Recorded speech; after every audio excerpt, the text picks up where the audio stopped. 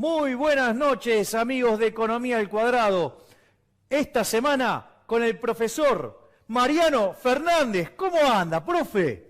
Un placer de vuelta estar contigo. Gracias, Mariano, gracias. Es un placer compartir. Para mí es un honor, un honor. Igualmente. Aparte, viste que te dejé ahí un par de veces con Giacomini y has sobrevivido. Y sobreviví. No es menor, no es menor. Digamos, o sea, que ahora anda dando vueltas por Europa. Y bueno, se lo merece. Bueno, no sé, eso veremos. Bueno, okay. Digamos, a ver, temas de la semana. Me parece que el tema, digamos, más interesante de lo que está surgiendo de la semana es que empieza a haber filtraciones de lo que sería el acuerdo con el Fondo Monetario Internacional. Y tenemos noticias monetarias. Sí. Vamos a tratar un tema delicado, ¿no? Sí, tal cual. Un tema delicado que después vamos a explayarnos un poco mejor. A ver, pero bueno, da un poco de bronca a veces. Uno sí. lee mucho sobre teoría monetaria. Constantemente uno está leyendo sobre, papers que salen, nuevos, discusiones. Y a veces se tratan con liviandad determinados temas que más allá de los intereses que pueda haber políticos que pueda haber en la economía y en el país, creo que merecen ser tratados con seriedad. Es decir, estamos atravesando una etapa muy complicada en la historia económica de Argentina, con lo cual creo que hay que ser primero y ante todo honestos y serios. Claro. A ver, arranquemos con el tema del fondo. ¿Qué es lo que se filtró información de que el ministro Caputo estuvo reunido con los bancos y dijo algunas cosas que me parecen muy interesantes. La primera es que los dólares que traiga Caputo van a ser destinados directamente a la tesorería. Es decir, no van a pasar por el Banco Central. Hasta ahora, ¿cuál era el mecanismo? El mecanismo era que los dólares que traía Caputo se los vendía al Banco Central. El Banco Central con eso emitía dinero, ¿sí? Y esa emisión monetaria, para que no fuera inflacionaria, lo que hacía el Banco Central era esterilizarlo con Lebacs. Salvo en la última licitación, ese proceso no estaba funcionando bien del todo, porque solamente lograba recapturar el 80%. Sí, hay otro tema que creo que es importante, y es, de alguna forma, están obligándonos o llevándonos a hacer lo que efectivamente tendría que haber hecho la tesorería siempre, y es no colocarle los dólares al Banco Central y presionar esencialmente sobre los agregados monetarios, que en el fondo exceso de oferta monetaria es lo que determinó que el proceso de desinflación en este esquema que eligió el gobierno, que es el esquema de inflation targeting, no fuera efectivo y no tuviera los resultados que aspiraba el gobierno, que deseaba el gobierno. De hecho, una de las cosas que hemos mostrado con Diego es que la capacidad de saturación de las Lebacs, digamos, en términos reales, ya estaba en el tope, y esa situación lo que hizo es que, lo que vos no podías esterilizar, o sea, básicamente se te iba dinero, pero ese dinero en realidad se te iba a inflación, con lo cual es más, la cantidad real de dinero medida por la base monetaria viene cayendo estrepitosamente desde el mes de enero, ¿no? O sea, es decir, inflación. Pero no es lo único que surgió de esa reunión, ¿eh? No. Surgieron otras cosas, digamos, claro. ¿Buenas o malas? No, digamos, otra de las cosas que dicen, además que el Banco Central no va a tener que comprar eso, es que por ejemplo, digamos que hay que desarmar la bomba de las Lebacs. Bien, qué punto interesante, ¿no? Hace mucho tiempo que venimos alertando sobre este problema y esencialmente es una bomba y una bomba muy compleja porque totaliza vencimientos de muy corto plazo y eso le determina un escenario de falta de credibilidad a la política monetaria. Con lo cual estamos siempre de sobresalto en sobresalto cuando viene un vencimiento. Un vencimiento grande. Sí, lo que se está hablando es la posibilidad de retirarlas e ir hacia instrumentos más largos. De hecho, digamos, cuando arrancó este gobierno con Guillermo Nielsen y con Diego Giacomini, nosotros habíamos diseñado bonos para quitar el sobrante monetario en ese momento. Bueno, ahora, digamos, queda claro que el instrumento está sobresaturado porque tiene el trabajo que hizo Fábrega en su momento, el trabajo que hizo Sturzenegger, más el trabajo de Marcos Peña de dinamitar la confianza. Y si mal no recuerdo, medido en dólares, cuando empieza el gobierno de Macri, el stock de Lebacs dividido en dólares corrientes era aproximadamente 14.000 millones de dólares y hoy está cercano a los 50.000 millones de dólares, con lo cual es una tasa de crecimiento muy importante y yo diría casi explosiva. Si eso tenemos en cuenta que se financia a una tasa del 40%, el rollover de esa deuda impone periodo a periodo, ¿sí?, un stock y un problema de stock y un problema de flujo sobre la renovación de las letras. Exactamente. Y además, o sea, vivir siempre al borde del abismo, porque si la otra licitación hubiera masivamente los agentes optado por el dólar o por los pesos para irse al dólar, digamos, hubiéramos tenido un desastre inflacionario, ¿no? Claro, lo que hay que tener en cuenta ahí es que no existe una tasa de interés, ¿sí?, creciente que pueda abastecer esta demanda del LEVAX. Es decir, lo que está mostrando esa tasa de interés es que el riesgo de default empieza a ser cada vez más alto. Sí, tal y cual. en algún momento la tasa de interés, aunque tienda a ser infinito, implica que no hay más financiamiento. Exactamente, ese es el punto, ¿no? Digamos, o sea, cuando vos saturaste la demanda del instrumento, o sea, por eso cuando uno ve que es un típico indicador temprano de la crisis, ¿no? Cuando vos mirás la relación entre la tasa de interés y el dólar, sí, se supone que cuando vos empezás a subir la tasa de interés, el dólar tiene que caer. Pero ¿qué era lo que pasó? En un momento se saturó. O sea, al estar saturado el instrumento, o sea, no importa cuánto suba la tasa de interés, no vas a bajarlo. Claro, ese mecanismo de transición funciona bajo condiciones normales. Cuando la tasa de interés trepa, ¿sí?, lo que genera es un proceso de caída en la demanda de dinero y una indeterminación del nivel de precios. Con lo cual, durante ese periodo tuvimos una indeterminación en el precio del dólar, una indeterminación en el nivel de precios de la economía, hasta que de vuelta se estableció una especie de ancla nominal en torno a los 25, con esta amenaza del Banco Central. Sí, de poner los con la 5.000 venta de millones. dólares, ¿no? Claro. O sea, se perdió el ancla nominal. Eso, Claro. por eso también, digamos, uno también lo tiene que evaluar en la lógica que hace el Banco Central, ¿no? O sea, me parece que, igual, digamos, esta alternativa de utilizar las letras para esterilizar y aplanar la inflación siempre es muy condicional a que, digamos, vos elimines el déficit fiscal. Y eso acá Bien, no ha pasado, ¿no? Lo que vos decís es central. Si uno mira qué dice la última literatura al respecto, y me refiero a un artículo de Martín Uribe del 2016, y el último, más reciente, de Manuel y Vizcaíno, del año 2017, si mal no recuerdo, esencialmente eso se llama una estrategia de inflation smoothing. Sí, es de decir, alisar la tratar de inflación, alisar sí. la inflación y pasar inflación hoy para inflación mañana. Bueno, esa estrategia es óptima siempre y cuando la demanda de dinero sea estable y tengamos un sendero decreciente del déficit fiscal. Exactamente. Cuando no se cumplen esas condiciones, el modelo explota. Exactamente, Ah. o sea, y Argentina no cumple con la estabilidad de la demanda de dinero seguro, Claro. ¿sí? Digo, no porque los argentinos tengamos algo en especial o seamos malos, primero porque tenemos una tremenda historia de haber quitado 13-0 a la moneda, destrozar 6 signos monetarios, o sea, 2 hiperinflaciones sin haber tenido una guerra, con lo cual, digamos, pobres los argentinos, digo, es un milagro que demanden pesos todavía. Segundo, digamos, o sea, tus expectativas también tienen que ver con la posibilidad de corregir el déficit fiscal. Si vos no vas a corregir el déficit fiscal, digo, la cosa está complicada. Y si como todo esto fuera poco, digo, te encontrás eventos como lo que fueron el 28 de diciembre, el jefe de gabinete avanzando sobre la independencia del Banco Central, digo, la verdad que es un milagro que no haya pasado todavía un desastre mayor. Bueno, hay un punto que es central. Si uno analiza bajo un esquema de inflation targeting, cuáles son los elementos, ¿sí?, que determinan el éxito de un programa, como el que encaró el gobierno a partir de 2016, tenuemente al principio, sobre fines de 2015 y después ya en forma bien definida a partir de 2016, se basa en 2 pilares. Un pilar es la construcción de credibilidad. Y la construcción de credibilidad, esencialmente hay 2 mecanismos para entender credibilidad, es decir, la credibilidad hay que entenderla como un elemento endógeno y que es racional, Claro. ¿sí? Y tiene que ver con el cumplimiento de lo que el Banco Central dice, ¿sí? Es decir, cuanto más el Banco Central se desvía de la meta de cumplimiento que tiene, menor es su credibilidad. Claro. Y el otro punto que creo donde se equivocó parte del gobierno es que cuando uno inicia una actividad, un cambio de ministros, esos nuevos ministros que vienen con una propuesta de reforma al sistema, ingresan con un stock básico de credibilidad, que es imposible de medir. Ahora, si vos sobreestimás ese stock de credibilidad, significa que estás apostando a un programa de estabilización donde vos vas a creer que la tasa de convergencia de los precios hacia el equilibrio va a ser más rápido. Y no sucedió eso. Claro, obvio. Esencialmente, cuando uno mide, yo estoy trabajando en eso, en cómo medir credibilidad, y mide la credibilidad, uno no nota demasiado salto entre la credibilidad previa al fin del gobierno de Cristina y la credibilidad que determinó de por sí el hecho de que Federico Sturzenegger asumiera como presidente del Banco Central.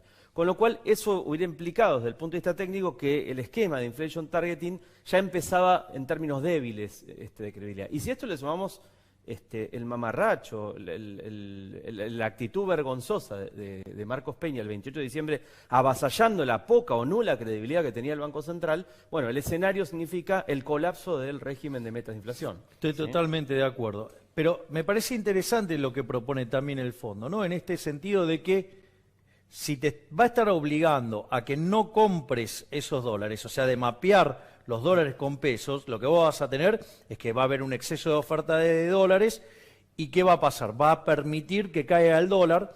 ¿Eso qué va a favorecer? Transitoriamente que te vayas a Levax, ¿no? Y eso genera las condiciones para que las puedan canjear. Me parece interesante como estrategia. Ahora sí, digo, ahora lo que va a quedar claro que el problema de la competitividad argentina está ligado con el fisco, porque, digamos, ese ingreso de endeudamiento está ligado no solo al déficit, sino que ahora, digamos, y la presión fiscal, con lo cual, o sea, nos van a poner en una encerrona, digamos, vamos a atacar mejor manera la inflación, pero, digamos, nos va a poner de cara frente al verdadero problema de Argentina, que es el déficit fiscal, ¿no? Claro, bueno, ahí la literatura, ¿qué es lo que dice? Es la literatura de flujos de capitales. Es decir, lo que vamos a tener ahora es nuevamente un retorno de los flujos de capitales, ya ahora no a través del mercado, sino a través de la asistencia del fondo y el resto de los organismos internacionales. Y eso lo que va a generar es como bien vos dijiste, una presión para que descomprima la tasa de interés de las letras. Claro. Pero el problema sigue siendo el mismo. Esto es una solución transitoria. Exactamente. Y hay que tener cuidado porque este ingreso de capitales del Fondo Monetario, ¿sí?, y el resto de los organismos son ingresos de capitales transitorios. Es decir, no podemos esperar o creer que el financiamiento del Fondo Monetario va a continuar más allá del año 2019 si es que el gobierno no se compromete a iniciar un plan de ajuste fiscal en serio. Claro. Y esa es la otra pata seria, donde en realidad el problema del tipo real de cambio, es decir, la competitiva, está ligada al tamaño y al peso del Estado. Exactamente. Por eso creo que va a ser algo que ayude para combatir la inflación, para descomprimir la tasa, pero no para eliminar el problema argentino, que es un problema más de fondo que tiene que ver con el tamaño del Estado, la ineficiencia del Estado y el déficit fiscal, todo junto, sí, ¿no? La duda que yo tengo ahí es, el problema con el fondo es inminente, los fondos también son inminentes, pero yo creo que de alguna forma el spillover sobre el nivel de actividad y sobre la tasa de inflación del año 2018 va a tardar en llegar. Yo estoy totalmente de acuerdo, o sea, para mí te diría, para mí la inflación está en ascenso, sí. Porque, si yo tomo el promedio, tomo los últimos 12 meses, estoy en 26.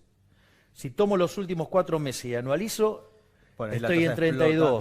Claro. Si tomo el último dato y anualizo, estoy en 38. Si tomo Price Stats, que dio 3% para mayo, estoy en 42. Claro. Es decir, y se espera más o menos algo parecido para junio también.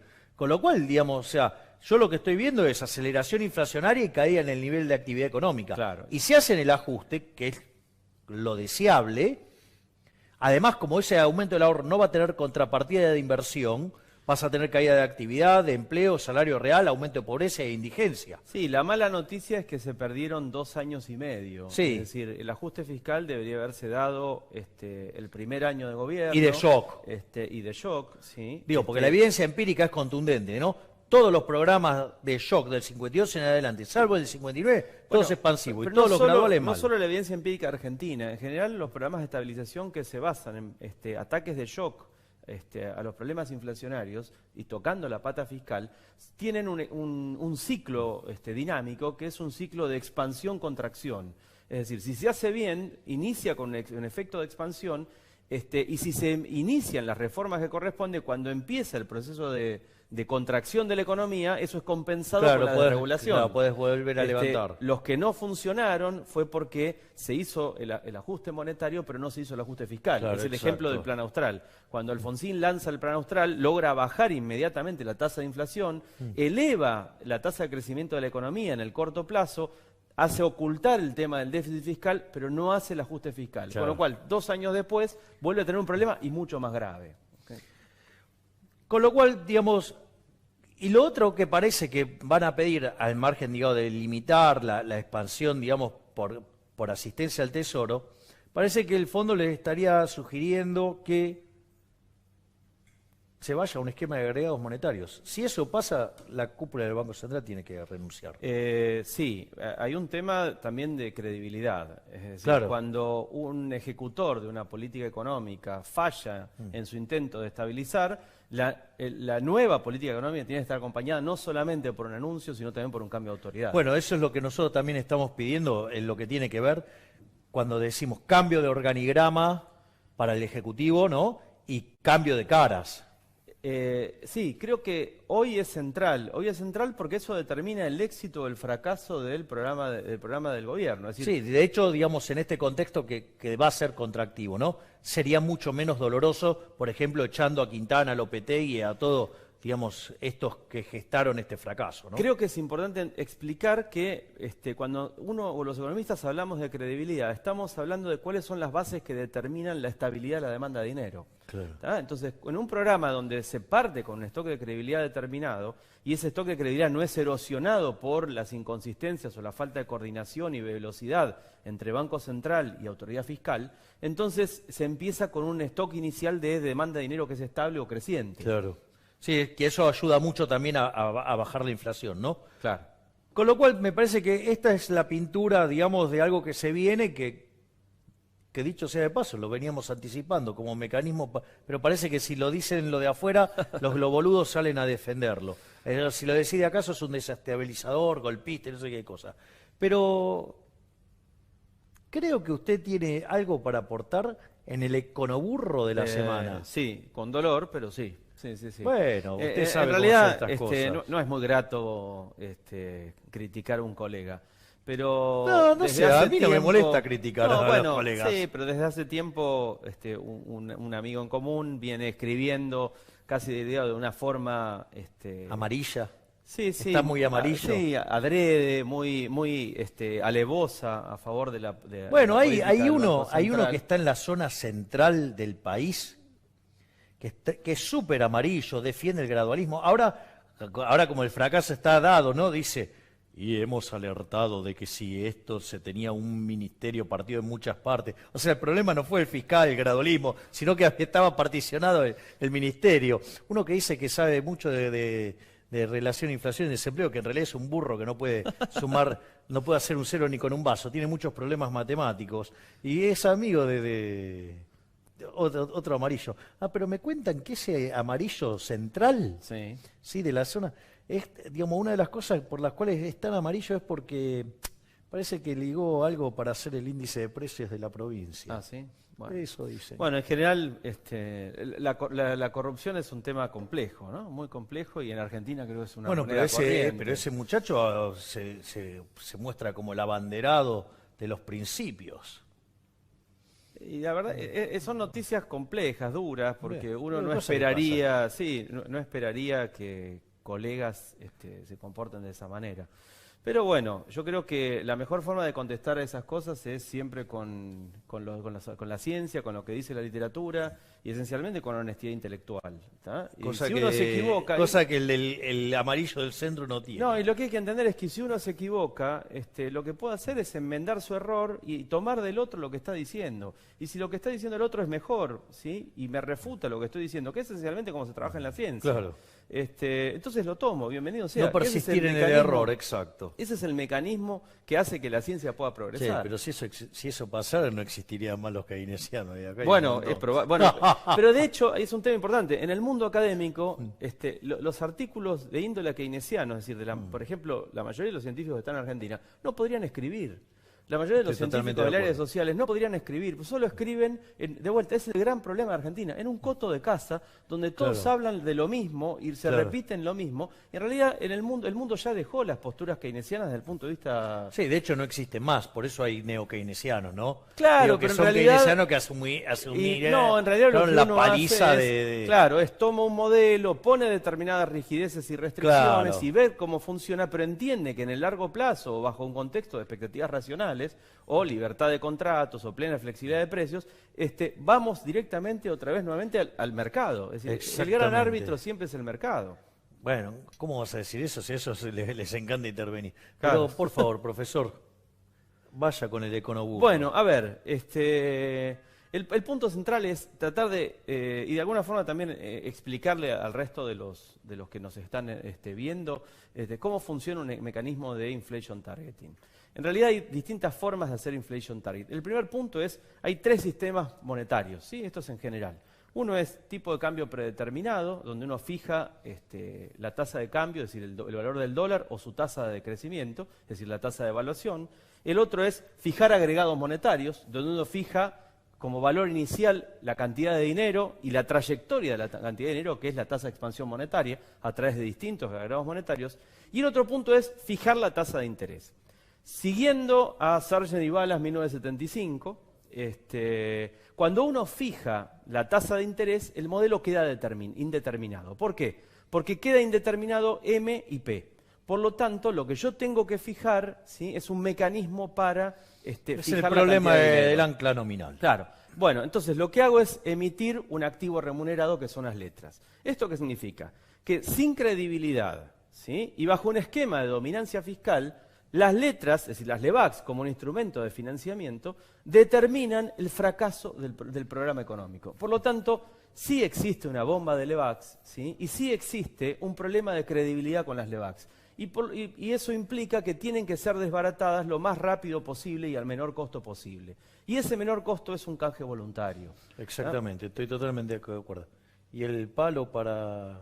Y el palo es más que nada una palmadita y decirle que lea literatura, que se ponga a estudiar un poco de matemática, y que a veces hay que dejar de lado los egos personales y tomar básicamente lo que dice la literatura y no repetir como un loro lo que te está diciendo el poder por otro lado. Es decir, yo creo que el punto central es que el poder corrompe y el poder absoluto corrompe absolutamente. Pero en el campo de las ideas eso significa vender sus ideas, ¿sí?, a una opinión, vender sus ideas a una idea política, vender sus ideas a una presión política. Creo que la ciencia está más allá de eso y quienes tenemos la obligación de difundir ideas científicas, tenemos que corrernos un poco de qué es lo que nos está diciendo el poder político. Así que de alguna manera está muy bien ir a tomar el té con Federico Sturzenegger con medias lunas y ver las naves de Star Wars, pero que eso no condicione de alguna manera lo que yo pienso y lo que tengo que decir.